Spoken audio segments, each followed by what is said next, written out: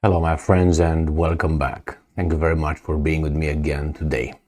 I have no doubt that these were Putin's words, and when I say no doubt, I say 99.9%. And we have these words coming from Putin via Mr. Lukashenko, the president of Belarus. Putin said this before, and not necessarily that Lukashenko tells us what the exact words used by Putin in reference to Prigozhin. And this is Putin wanted Prigozhin wiped out of this guy. So there's no, for me, there's no doubt that this is what Putin said. But let's see. Reuters reports that Lukashenko says Putin wanted to wipe out Prigozhin during mutiny attempt. Well, and why didn't he do it? Supposedly, or not supposedly, but according to Lukashenko, he changed Putin's mind. So, Belarusian President Alexander Lukashenko said he persuaded Russian President Vladimir Putin not to, quote-unquote, wipe out mercenary chief Yevgeny Prigozhin in response to what the Kremlin cast as a mutiny that pushed Russia towards civil war. And pushed to anything, was a mutiny of a private company. Where's the civil war? You know, it's, as I said before, imagine that you have a Ford Motor Company in the United States of America wants to go to Washington to protest and has a problem with the military. We understand the differences in my example here, but it's just a military company, private military company funded by the Kremlin. Good, bad, however it is, a big, how should I call it, civil war would have been if you have other groups involved, you have the population involved, you have much more than one company that said we're going to do this, we're going to take over, and then they stopped. Putin wanted to wipe them all out. Then let's see what's going on here, or at least what these guys report. Says that Putin initially vowed to crush the mutiny, comparing it to the wartime turmoil that ushered in the revolution of 1917 and then a civil war, but hours later a deal was clinched to allow Prigozhin and some of his fighters to go to Belarus. Prigozhin flew to Belarus from Russia on Tuesday.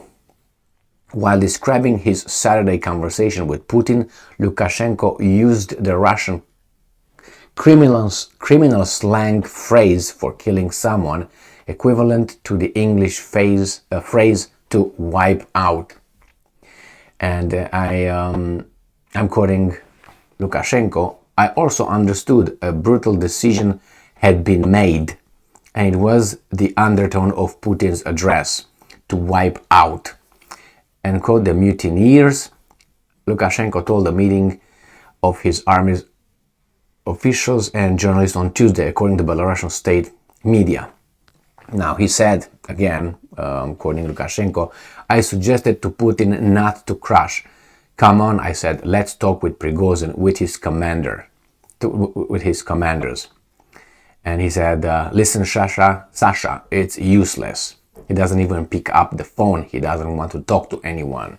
So I covered another article where it says that actually Putin did not answer Prigozhin's call.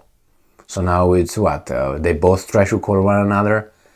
Putin used the same Russian verb in 1999 about Chechen militants vowing to wipe out them in a shit house.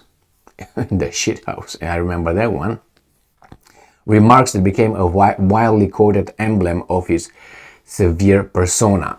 I remember when he said that we're going to go and do this, we're going to wipe out from the shit house. If they're over there, we're going to hunt them. The video is still on YouTube, you can find that. There was not immediate comment from the Kremlin on Lukashenko's remarks, which gave a rare insight into the conversations inside the Kremlin, as Russia, according to Putin's own account, teetered towards turmoil not seen for decades. And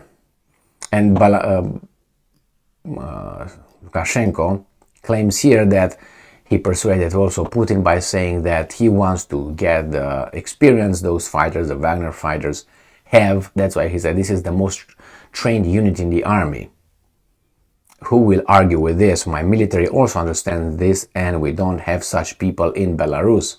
So he wanted them for that. Later, Lukashenko told his military that, and I'm quoting, people fail to understand that we are approaching this in a pragmatic way. We've Wagner been through it, they've been through it. They'll tell us about the weaponry, what worked well, which worked badly, which worked well, which worked badly. So this is what Lukashenko reports. Do you think that's accurate? If that's accurate, that gets us to a few scenarios here. One, Putin is not a crazy dictator saying, you know, whatever I want is going to be done. If Lukashenko had the power to change his mind, that's one thing. That means Putin, another aspect, changed his mind based on Lukashenko's proposal, or at least offer, or, you know, insight. So the guy again tells Lukashenko's ability and power to change Putin's decision. I am 100% certain that Putin wanted to wipe them out. Why? Because, as I said before, I will use his statement. And Putin was asked in an interview, what is there, if there's anything he cannot forget. And he said that disloyalty. Well, I think that would be something that, and I said, Prigozhin's days are numbered. He's not going to do it now. Prigozhin is going to be little by little pushed aside, and then he's going to be, I don't know, having an accident, I guess. This is what I foresee about this.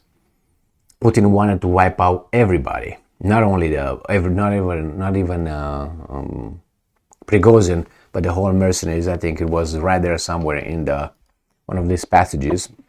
I did not. Let me see.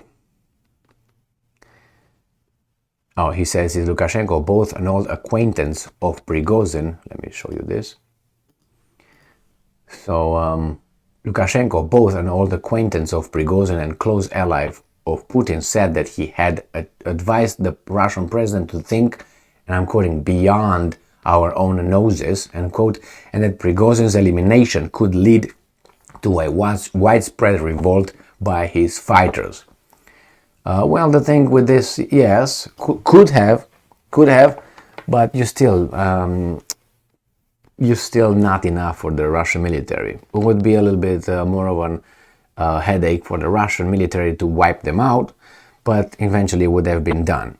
And remember, Wagner has interests in Syria, has interests in Africa, has over there the personnel, and maybe such a move, just cutting the head off of that person, would have created a lot of misunderstanding, let's put it this way, between the Wagner groups in Africa and the Russian military. So probably say, well, you know what, let's do this. Let's wait, take care of this guy.